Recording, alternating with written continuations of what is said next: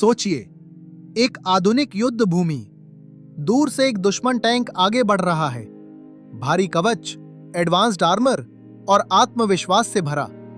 लेकिन एक भारतीय सैनिक सिर्फ एक बटन दबाता है, मिसाइल हवा में जाती है और सीधा टैंक के ऊपर से हमला। कुछ सेकंड और इतिहास बदल जाता है। ये कोई कल्पना नहीं है, ये है भारत का MPATGM।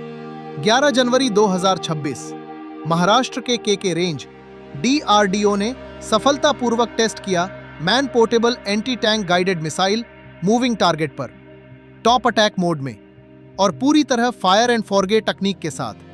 मतलब फायर करो और तुरंत कवर ले लो। यह टेस्ट सिर्फ एक तकनीकी उपलब्धि नहीं था, यह उस सोच को चुनौती था जिसमें टैंक को युद्ध का राजा माना जाता था।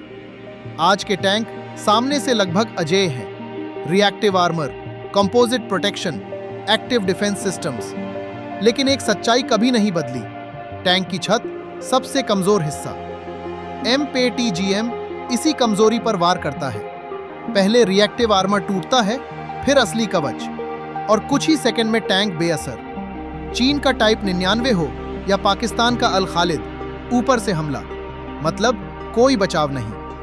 अब सवाल सिर्फ तकनीक का नहीं है, सवाल रणनीति का है। LAC हो या LOC, अब भारतीय पैदल सेना के पास ऐसा हथियार है जो टैंक को चुनौती नहीं देता, उसे खत्म करता है। यह सिर्फ मारक क्षमता नहीं है, यह चेतावनी है, यह डिटरेंस है। संदेश साफ है, अगर टैंक आगे बढ़े तो वापसी तय नहीं। और यह कहानी सिर्फ DRDO तक सीमित नहीं है। भारत डायनामिक्स लिमिटेड इसका निर्माण करेगा। भारत इलेक्ट्रॉनिक्स लिमिटेड देगा लॉन्चर और साइटिंग सिस्टम। कोई विदेशी लाइसेंस नहीं, कोई इंपोर्टेड निर्भरता नहीं, जैवलिन नहीं, स्पाइक नहीं, यह है made in India for Indian battlefield. युद्ध अब सिर्फ टैंक बनाम टैंक नहीं रह गया है। अब एक सैनिक, एक कंधे पर रखा हथियार और कुछ सेकंड पूरे युद्ध का संतुलन बदल सकते हैं। कम वजन, ज्यादा मारक क्षमता और फायर करने के बाद तुरंत सुरक्षित मूवमेंट। यही है आधुनिक युद्ध। MPATGM भारतीय सेना को देता है मोबिलिटी, सर्वाइवल और निर्णायक ताकत। और आखिर में MPATGM सिर्फ एक मिसाइल नहीं है, यह भारत का बयान है कि भारत अब इंतजार नहीं करता, भारत आत्मनिर्भर है और जब जरूरत पड़े तो जवाब भी अपने दम पर देता है।